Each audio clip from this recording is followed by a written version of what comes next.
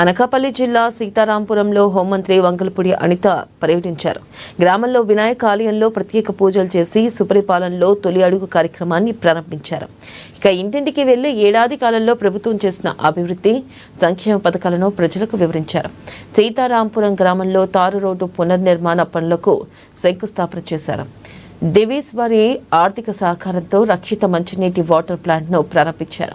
గ్రామస్తులతో ముఖాముఖిలో పాల్గొని వారి యోగక్షేమాలను అడిగి తెలుసుకున్నారు. ఏడాది కాలంలో ప్రభుత్వం చేసిన అభివృద్ధి సంక్షేమ పథకాలను ప్రజలకు వివరించారు.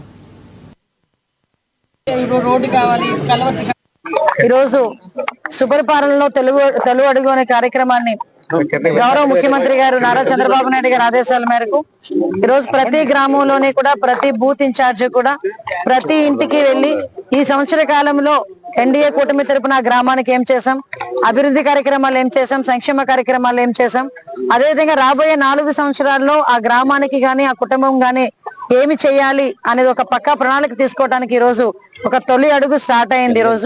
ఈ రోజు ఈ కార్యక్రమాన్ని చాలా ప్రతిష్టాత్మకంగా తీసుకుని రాష్ట్ర వ్యాప్తంగా తెలుగుదేశం పార్టీ శ్రేణులందరూ కూడా బూత్ ఇన్ఛార్జెస్ నుంచి అందరూ కూడా ఈ రోజు ఇంటింటికి వెళ్లి ప్రభుత్వం చేస్తున్న కార్యక్రమాలను వివరించడంతో పాటు ప్రభుత్వ సంక్షేమ కార్యక్రమాలు ఇప్పటి వరకు ఇచ్చిన అందినీయ ఇంకా ఏమి చేయాలన్న దృక్పథం మీద ఈ రోజు ముందుకు వెళ్ళడం జరుగుతుంది.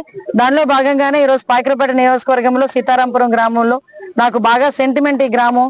నా ఎలక్షన్ క్యాన్వాసింగ్ కూడా ఈ గ్రామం నుంచి అదేవిధంగా మా ఉరుగుట్ల వెంకటరామ గారి ఇంటి నుంచి నాకు స్టార్ట్ చేయడం అనేది నాకు అలవాటు. ఆ సెంటిమెంట్ లో భాగంగానే ఈ తొలి అడుగు కార్యక్రమాన్ని కూడా ఇక్కడ నుంచి స్టార్ట్ చేయాలని చెప్పి జస్ట్ ఒక 2 days బ్యాక్ నేను వీళ్ళకి ఇన్ఫార్మ్ చేయడం జరిగింది. లోకల్ నాయకత్వం అదేవిధంగా పద్దు గారు, చిట్టుబాబు గారు అందరూ కూడా అదేవిధంగా మన శ్రీని గారు, ముఖ్యంగా గ్రామ ప్రెసిడెంట్ గారు, ఎంపీటీసీ గారు అందరూ ఈ కార్యక్రమాన్ని నిర్వహించడంతో పాటు చాలా యాక్టివ్ గా ముందుకు వచ్చారు.